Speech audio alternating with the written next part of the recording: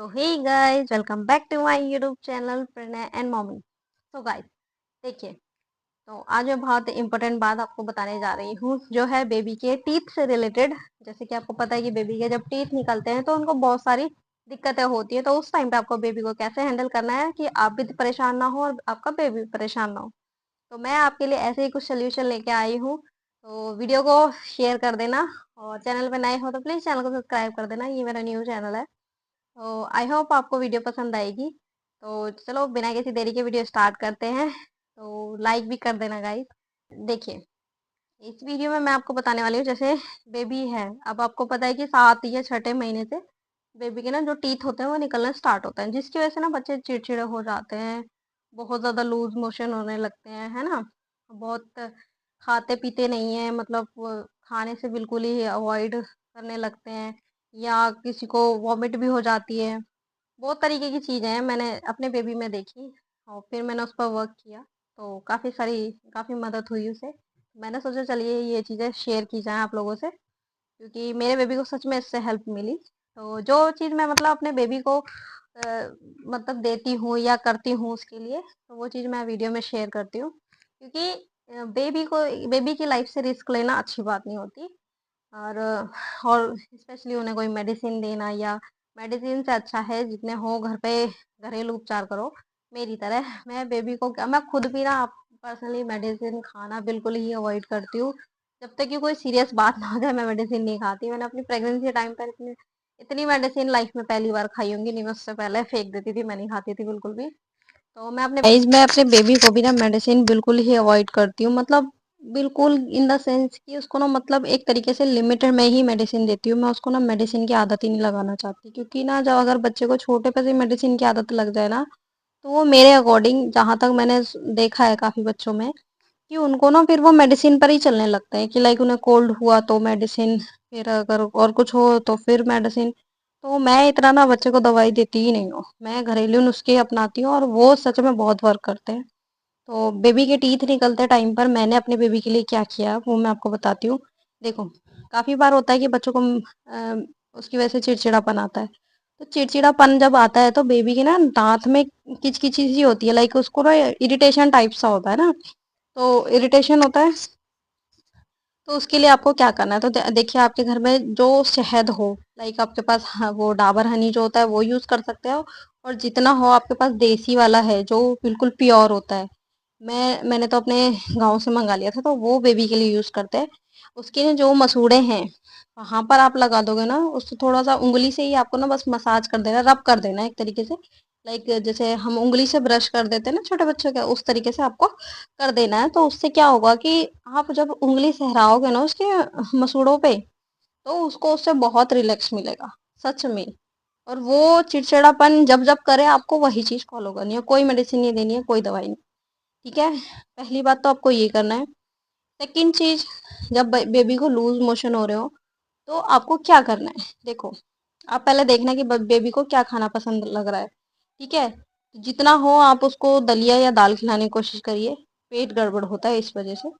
और अगर आप दलिया भी नहीं खिला रहे तो बेबी को दिन में एक केला ज़रूर खिलाओ। एक बनाना वो खाएगा ना, उसको पॉटी पतली आएगी नहीं, जिसकी वजह से वो वीक नहीं होगा।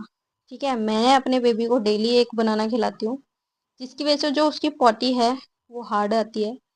मतलब उतनी भी हार्ड नहीं, मतलब ठीक आती है, जितनी मतलब आनी चाहिए। उससे क्या होता है कि बेबी की हेल्थ जो है वो बिल्कुल, मतलब उस पर कुछ भी असर नहीं पड़ता है।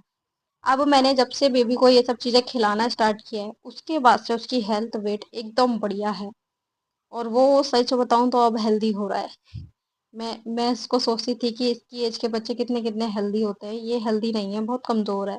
काफ़ी लोग बोलते थे, हालांकि वो कमज़ोर नहीं था, बस उस वो ना बॉडी टाइप में ना उसकी, जैसे बोलते हैं ना, स्किन बहुत ऐसी है उसकी, ठोस वाली है। बहुत लोगों की होती है कि दिखने में मोटे लग रहे हैं, बट वेट उनका उतना नहीं हो। तो ये दिखने में पतला था, बट इसका वेट काफ़ी सही था, मतलब एज के हिसाब से। ठीक है, मैंने कई डॉक्टरों से भी पूछा था कि इसका ना, मतलब ये दिखता कमज़ोर है, बट इसका वेट वगैरह एकदम बढ़िया है। तो डॉक्टर ने कहा कि ऐसी कोई दिक्कत नहीं होती, ये ना बेबी की जो स्किन होती है, चर्बी होती है, उस पर डिपेंड करता है कि किस टाइप की है। क्योंकि आपने देखा होगा काफ़ी लोग मोटे लगते हैं, दिखने में, बट उनका वेट उतना नहीं होता। तो ऐसे ही छोटे बच्चों में भी होता है कि वो दिखने में हेल्दी लग रहे हैं, बट वो हेल्दी होते नहीं है, बस उनका जो मांस है वो फूला हुआ होता है। और ये पेरेंट्स पे भी होता है कि जैसे मैं ना दिखती कमज़ोर हूँ, ठीक है, बट मेरा एकदम वेट बढ़िया है, 48 kg है मेरा वेट। बट मैं दिखती थोड़ी ऐसी हूँ कि मैं बहुत कमज़ोर हूँ, नाजुक हूँ, ऐसा लगता है। मैं जब मेरी शादी हुई थी तब भी मैं 38 किलो की थी, बट ऐसा लगता है मैं बहुत कमज़ोर हूँ। बट मैं उस टाइम पर भी 2-2 दिन खाना नहीं खाती थी, तब भी मैं पूरा दिन एक मशीन की तरह काम कर सकती थी, इतना मैं अंदर से स्ट्रांग। ये मैंने सच बता रही हूँ, मैं मजाक नहीं कर रही। ये ना मेरे को क्या है कि मेरे अंदर गुस्से की बहुत तगड़ी आदत है। तो जब अगर वैसे किसी ने कुछ कह दिया तो मैं खाना खाना छोड़ देती हूँ, चाहे फिर वो 2 दिन अगर उसने नहीं मनाया मुझे, या मेरे घर के पेरेंट्स ही क्यों ना हो, तो 2-3 दिन किसी ने मुझे नहीं मनाया तो मैं उस टाइम पर खाना छोड़ देती थी। जब तक वो मुझे मनाते नहीं तब तक मैं खाना नहीं खाती। तो ऐसा मेरे साथ होता था, मेरा गुस्सा जाहिर करने का एक ये तरीका था। अभी भी है, बट अब पता नहीं क्यों अब मेरे से कंट्रोल नहीं होता, अब मैं खा लेती हूँ। बट पहले पता नहीं कैसे हो जाता था, जब मैं कमजोर थी मतलब दिखने में। अब 38 kg मेरा शादी के टाइम पर वेट था, और अब मेरा 48 है आफ्टर बेबी। तो इतना तो गेन खैर हर किसी में होता है, ठीक है। सो सॉरी गाइस, तो कम टू द पॉइंट। तो आपको एक बेबी को डेली बनाना खिलाना है, ठीक है। बनाना खाने से उसका क्या होगा, बनाना वेट गेन करता है, आप सबको पता होगा कि बनाना सेहत के लिए बहुत अच्छा होता है। अगर किसी को लूज मोशन हो रहे हैं, चाहे वो बड़ा हो चाहे छोटा हो, तब भी उसको एक बनाना खिलाओगे तो उसका डाइजेशन सिस्टम एकदम बढ़िया हो जाएगा, ठीक है। फ्रूट तो अच्छे होते ही हैं, पता ही है आपको। और एक कीवी खिलाओ, सबसे बेस्ट, जो उसको अंदरूनी इम्यूनिटी उसकी जो होगी वो स्ट्रॉन्ग करेगा। मेरा बेबी डेली एक कीवी खाता है, बहुत कॉस्टली आता है, 200 रुपये का पर डे का खर्चा है। अब मिडिल क्लास फैमिली में एक बच्चे का इतना खर्चा होना बड़ी बात है, मेरे लिए तो है। बाकी पता नहीं, बट कोई नहीं, वो उसकी हेल्थ अच्छी बनी रहे तो वो कितने भी खर्च कर लेंगे, वो दिक्कत नहीं है, बस वो ठीक से बना रहे, ठीक है। तो एक चीज़ ये थी, कीवी खिलाओ उसे। कीवी फीवर आने से और इन सब चीज़ों से दूर भगाता है। जो प्लेट होती है, जैसे डेंगू के टाइम पे प्लेट्स गिर जाती हैं, उन सबको इम्प्रूव करता है। तो बेबी को अभी फ्यूचर में कभी ऐसे फीवर आने की वो दिक्कत होगी ही नहीं। अभी लास्ट टाइम उसे फीवर हो गया था, तब इसके बर्थडे के टाइम पे 16 मार्च के आसपास उसको 4 दिन पहले फीवर हो गया था, 2-3 दिन तक रहा था। तब मैं बहुत डर गई थी कि इसको फीवर हो कैसे गया। वो एक्चुअली क्या हुआ था कि मैं अपनी ससुराल गई थी, वहाँ उसकी हवा बदली, जिसकी वजह से मतलब उसको कोल्ड बढ़ गया था। पहले उसको कोल्ड हुआ था क्योंकि बारिश का मौसम था, उसको मैं टीका लगवाने गई थी। उसका जो 9 से 12 महीने वाला होता है वो टीका लगा था। तो उस टाइम पर उसको सर्दी लग गई थी क्योंकि बारिश वाले दिन गए थे हम, और बाइक पे गए थे। उतनी बारिश नहीं थी बट ठंडी हवा थी, जिसकी वजह से उसको सर्दी लग गई। फिर वो सर्दी, फिर 28 तारीख को उसको टीका लगा। फिर 28 के बाद फिर 1 तारीख को मैं अपने ससुराल चली गई थी। फिर एक के बाद फिर 1 मार्च को, फिर उसके बाद हम 6 मार्च को आए, तो उसका कोल्ड बढ़ते बढ़ते बढ़ते बढ़ते वो फीवर तक चला गया। तो इस वजह से उसको फीवर हो गया। बट आज तक मैंने उसे कभी ऐसे फीवर होने नहीं दिया है, और मैं उसका बहुत ज़्यादा ध्यान रखती हूँ। बस इस वजह से उसको फीवर हो गया। बाकी विंटर में मैं उसकी किस तरीके से मसाज करती हूँ या किस चीज़ से करती हूँ, इस पर भी मैं आपको वीडियो बनाऊंगी। बट आपको अगर चाहिए हो तो बताना, जिससे कि आपका बेबी को पूरे सीजन क्या सालों साल उसे सर्दी नहीं होगी, अगर आप उससे मालिश करेंगे तो। ये मैंने अपने बेबी पर फॉलो किया है। बट उसको बस सर्दी इस वजह से हो गई थी क्योंकि उसको बाहर की हवा लग गई।